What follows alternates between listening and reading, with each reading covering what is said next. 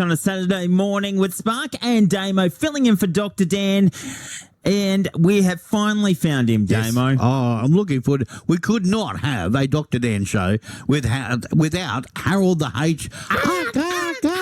Peacock, who takes us back in time and looks at some of our local history. Good morning, Harold. Yeah, good morning, guys. Yeah, a bit of mystery and intrigue happening live here this morning. You're telling me. I reckon it's Dr. Dan. He's put some sort of thing in your phone system.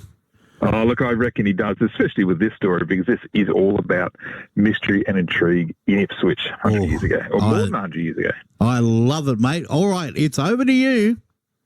Yeah, and look, it's because Iran is, in the news this week. I wanted to tell you about this Ipswich close connection to a British spy in Iran 100 years ago. Now, Alexander Mayne Fairley was born in 1833 in Glasgow, Scotland, and was a licensee of the Ulster Hotel in Ipswich from 1886.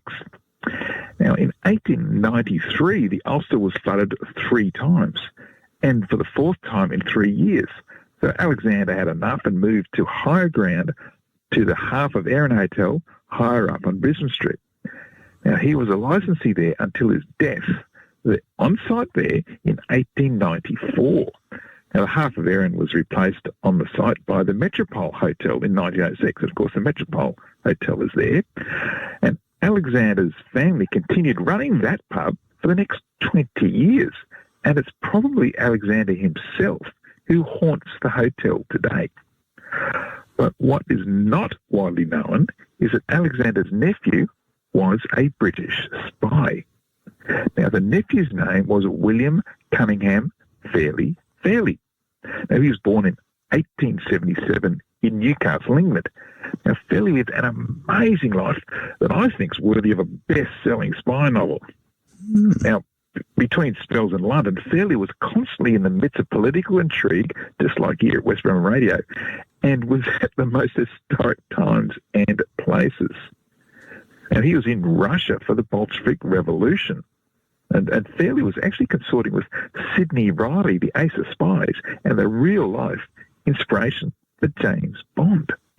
Now, Fairley escaped by the seat of his pants in 1918 via Vladivostok, just before suspects in the attempted assassination of Lenin were rounded up, including Fairley's own boss in Moscow.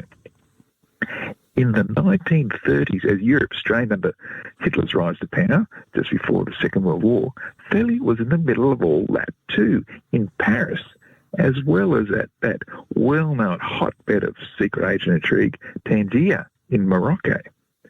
But it was Fairley's activities between the wars that I'll tell you about now. You see, by 1922, Fairley was in Tehran, the capital of Iran, heading up the Anglo-Persian Oil Company and driving British interests head-to-head with the Soviets for control of oil assets, which, of course, the next World War would be won. Now, the Anglo-Persian Oil Company was the first company to extract oil from the Middle East. It became the Anglo-Iranian Oil Company, then the British Petroleum Company, and, of course, now it's BP. But in 1922, Fairley was its representative in Tehran as Russia nipped at his heels. He was also the Swedish consul to Persia because his cousin, stepfather and probable father, was a close friend of the King of Sweden. Now, I know Danny will be asking, who's this cousin, stepfather, father? They were actually one and the same person, but look, that's another story. Now, in 1928, Fairley was back in London because he and his wife Daisy were to host a visit of His Highness Taymatash, Minister of the Court to His Imperial Majesty, the Shah of Iran. Now, Taymatash, who was fluent in Persian, French, Russian and German, had a really actually strong command of so many languages, including English and Turkish. He actually spoke on behalf of the Shah, and so his support was key to Britain securing the oil concessions they needed. Now, Fairley was with Taymatash as he attended the Buckingham Palace for an audience with King George V, hosted a dinner party at Claridge's, performed a wreath-laying ceremony at the Cenotaph in Whitehall, hosted a supper at Savoy, and was guest of both the House of Commons and the House of Lords in the British Parliament, and so on. Now, Tamer Tush was a tough negotiator, and just as the exhaustive process was nearing a conclusion, Tamer Tush was mysteriously dismissed, imprisoned, tortured, and murdered by lethal injection of air. And there were rumours of British involvement. Now, the Shah signed what turned out to be a very favourable agreement with the British, in which Fairley had played a pivotal role. Now, Damo, if there's any doubt that Fairley was a covert British spy, it should be noted that he and his family spoke fluent Russian, and his brother-in-law worked for the British Secret Intelligence Service, MI6, including tracking dates in Iran. So remember Ipswich's very own Alexander Fairley at the Ulster and at Metropole hotels, and the massive role that his nephew played in Iran and the political intrigue there a century ago. Wow. That is amazing. Another great yarn. And I'll tell you what, we love to hear those localised stories, don't we, Harold? Oh, yeah. And look, and this, you can actually read more about this story about the Fairley family, who are actually very big in Ipswich history. You can read more about that in my book, Mr. Fairley, The Oldest Bank in Glasgow, which you can get via my website. But, yeah, I've got about 278 Ipswich stories online now. You can on my website, so there's heaps of those localised stories that I've shared with you, and there's so much more. The history in Ipswich is fantastic. Yeah, historyouthere.com is where people need to go.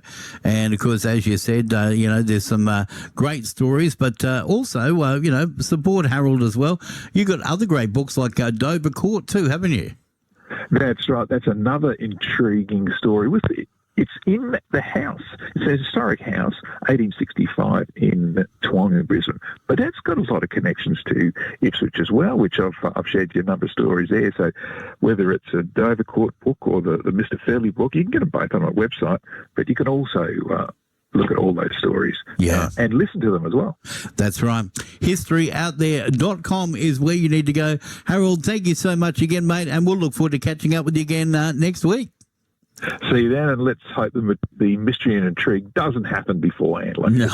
Yeah, absolutely. Throw us for a little bit of a six. But anyway, we got it all done right here on West Bremer Radio.